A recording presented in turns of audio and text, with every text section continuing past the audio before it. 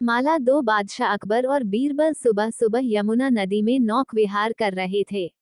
इधर उधर की बातों के साथ साथ उनमें हंसी ठिठोली भी हो रही थी। हंसी ठिठोली करते हुए अचानक बादशाह अकबर ने गले में पहनी अपनी माला उतार कर यमुना में डाल दी और बीरबल से बोले, बीरबल माला दो। बीरबल वाक्पटु भी था और बुद्धिमान भी। वह तुरंत अकबर की कही बात का अर्थ समझ गया, परंतु अपने मन के भाव छुपाकर बोला, बहने दो। ये सुनकर अकबर नाराज हो गए और बोले, तुम मेरी बहनों को मांगते हो। बीरबल ने विनय पूर्वक कहा, जहां पनाह, आपने भी तो मेरी मां को मांगा था, तब तो मैं नहीं चिढ़ा, फिर आप इतने खफा क्यों हो रहे हैं। बादशाह झट से अपनी कही हुई बात का दूसरा मतलब बताते हुए बोले, मैंने तो यमुना में गिर गई अपनी माला तुमसे मांगी थी, तुम्हारी माँ को कुछ नहीं कहा था।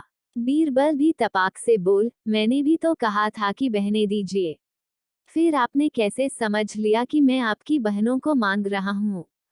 तिनके का सहारा। गर्मी के दिन थे। बादशाह अकबर अपने कुछ दरबारियों, सेवकों और अंगरक्षकों के साथ नौक विहार पर निकले।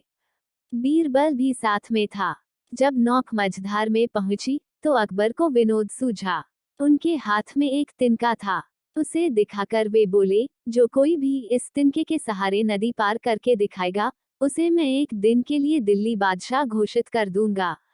सारे दरबारी और सेवक एक दूसरे का मुंह देखने लगे।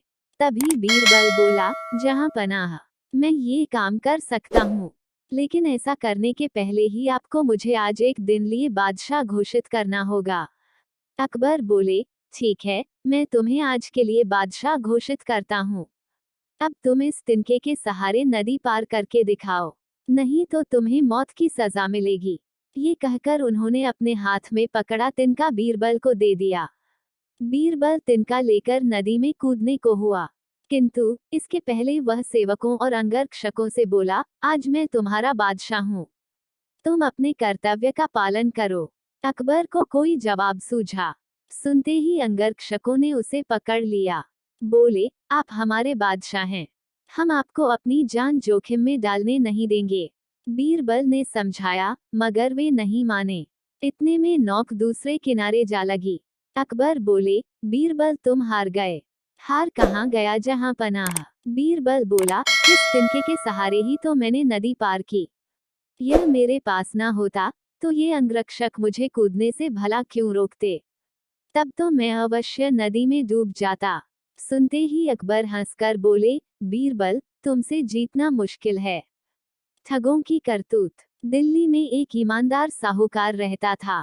एक बार दो ठग सेठ के भेष में उसके पास आए और साहूकार से बोले, हम दोनों कुछ जेवरात बेचना चाहते हैं, आपसे निवेदन है कि आप उन्हें बिकवा दें, आपकी बड़ी कृपा होगी। साहूकार छल कपट से परे एक सरल स्वभाव का व्यक्ति था। उसने उत्तर दिया, जब तक मैं इन जेवरातों को खरीदारों को दिखाकर उनसे बातचीत न करूं, तब तक मैं आपको नहीं कह सकता कि ये बिकेंगे या नहीं। इसलिए आपको इन जेवरातों को मेरे पास छोड़ना होगा। कल दोपहर तक ग्राहकों से बात कर मैं आपको जानकारी दे दूंगा। सेठ के रूप में आए ठग बोले, आप बेखटक इन जेवरातों को अपने पास रखें, पर एक बात का ध्यान रखें कि जब हम दोनों एक साथ इन जेवरातों को लेने आए, तभी इन्हें लौटाइएगा, एक के आने पर मत लौटाइएगा। साहूकार ने कहा, ऐसा ही होगा। ठग जेवरात साहूकार के हवाले कर वहां से आगे बढ़ गए। 60-70 गज का फासला तय करने के बाद उनमें से एक साहूकार के पास वापस आया और बोला, हम ये जेवरात आपके पास नहीं छोड़ना चाहते, आप कृपा कर इन्हें वापस दे दीजिए। हम लोग कल दोपहर फिर आपकी सेवा में हाजिर हो जाएंगे। साहूकार ने पूछा, आपके दूसरे साथी कहाँ हैं? उस ठग ने उंगली से अपने दूसरे साथी की ओर इशारा कर साहूकार को बतलाया, उस तिराहे पर मेरा दूसरा साथी अपने एक मित्र से वार्तालाप कर रहा है, उसके कहने पर ही मैं आपके पास आया हूँ। साहूकार ने भी जब दूसरे ठग को तिराहे पर खड़ा देखा, तो उसने विश्वास कर पहले ठग को जेवरात वापस कर दिए। वह ठग जेवरात लेकर चला गया। कुछ समय बीता तो दूसरा ठग साहूकार के पास आया और जेवरात मांगने लगा। इस पर साहूकार बोला, जब आप तिराहे पर अपने मित्र से वार्तालाप कर रहे थे, तब आपका दूसरा साथी आया था और वह जेवरातों को ले गया। मैंने उससे आपके बारे में पूछा तो उसने आपकी ओर इशारा कर बताया कि आपके ही कहने पर वह आया है। उसकी बातों पर विश्वास कर मैंने उसे जेवरात वापस कर दिए। ठग जेवरात लिए बिना वहां से जाने को तैयार न हुआ। वह कहने लगा, जब मैंने आपको पहले ही कहा था कि जब तक हम दोनों साथ न आए तब तक जेवरात वापस न करना, तो फिर आपने ऐसा किया क्यों? आपने गलती की है, अब इसका फल मैं क्यों भोगूं? आपने किया है, आप भरें। साहूकार ने नम्रतापूर्वक उत्तर दिया, आप भी तो उस समय तिराहे पर खड़े थे जब आपका दूसरा साथी जेवरात लेने आया था। ठग का मिजाज गर्म हो गया। वह तैश में आकार बोला, इससे क्या होता है? क्या मैं कहीं खड़ा नहीं हो सकता? मैंने तो उसे जेवरात लेने भेजा ही नहीं था। दोनों का वाद विवाद बढ़ता चला गया। ठग किसी तरह से भी बिना जेवरात के मानने को तैयार न था। जब उसे जेवरात वापस मिलने की उम्मीद न रही, तो वह साहूकार को धमकी देने लगा कि वो उसे बदनाम कर देगा और जेल की हवा खिलाएगा। साहूकार ने कहा, जो जी में आए वो करो।